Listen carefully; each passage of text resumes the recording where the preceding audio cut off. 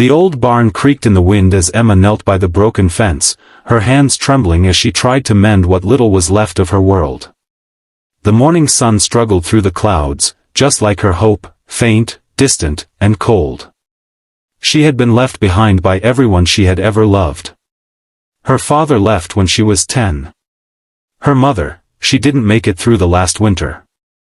And now, this lonely patch of dry land was all she had, a place forgotten by the world, much like her. Nights were the hardest. The silence was louder than any storm.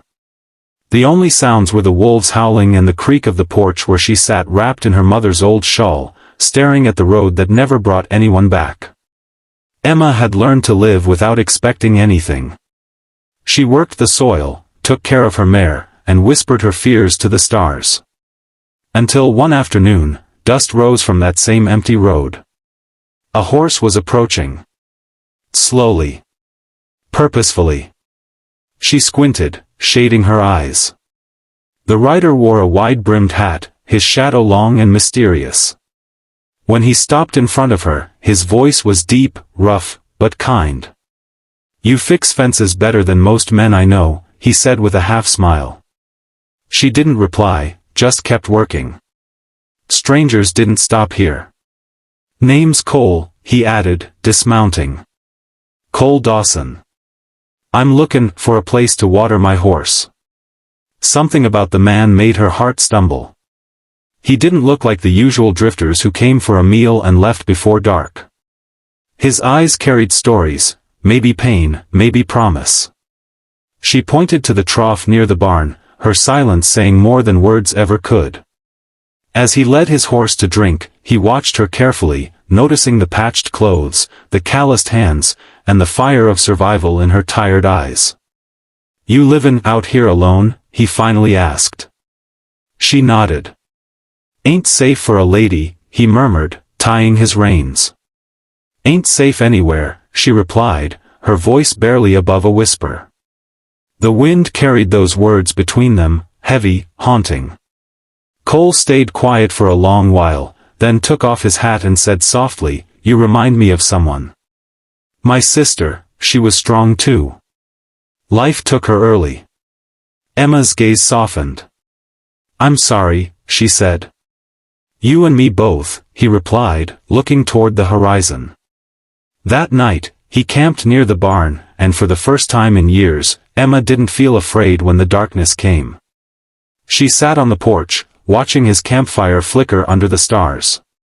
Something inside her, something she thought was long dead, began to flicker too. But she didn't know then, that this quiet cowboy had come with a reason far deeper than rest. He had come to heal something, not just in himself, but in her. And destiny had just begun to whisper their names together under that lonely western sky. The next morning, the sound of hammering echoed across the farm. Emma stepped outside, startled to see Cole fixing the roof she'd long given up on. "You don't have to do that," she called. "Out." "I know," he said, smiling, "but I reckon you deserve a roof that don't leak when it rains." He worked all day, sweat on his brow, determination in his hands. She brought him water, bread, and a shy smile.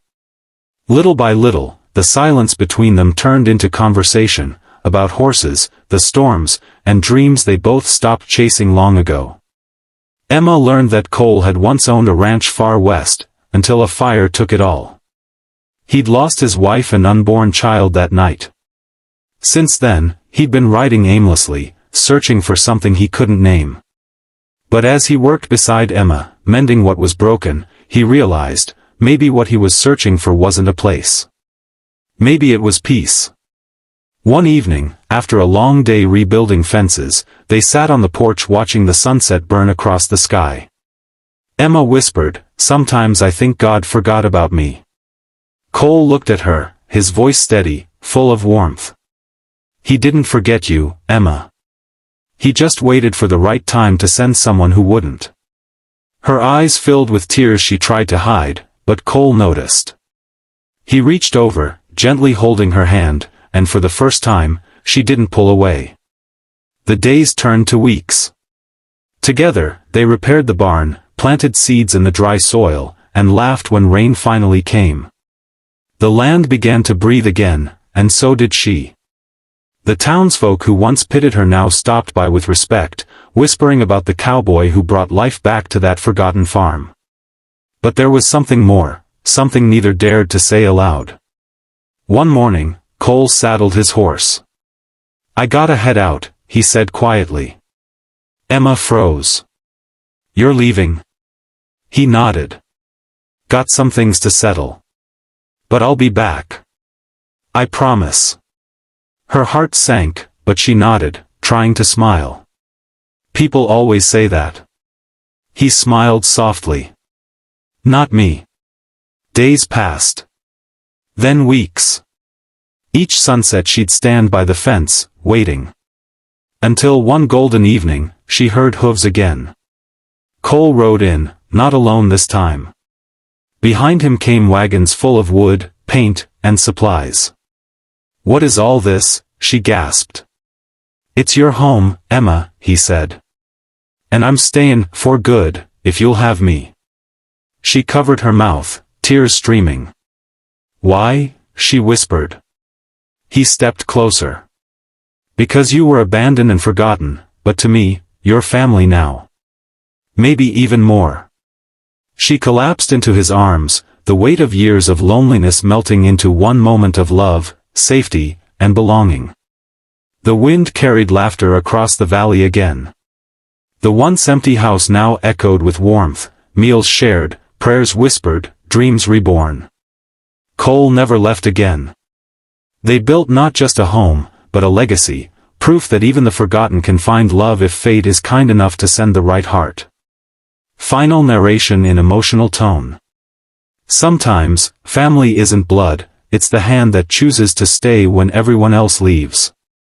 Remember, even in the loneliest deserts of life, love still finds a way.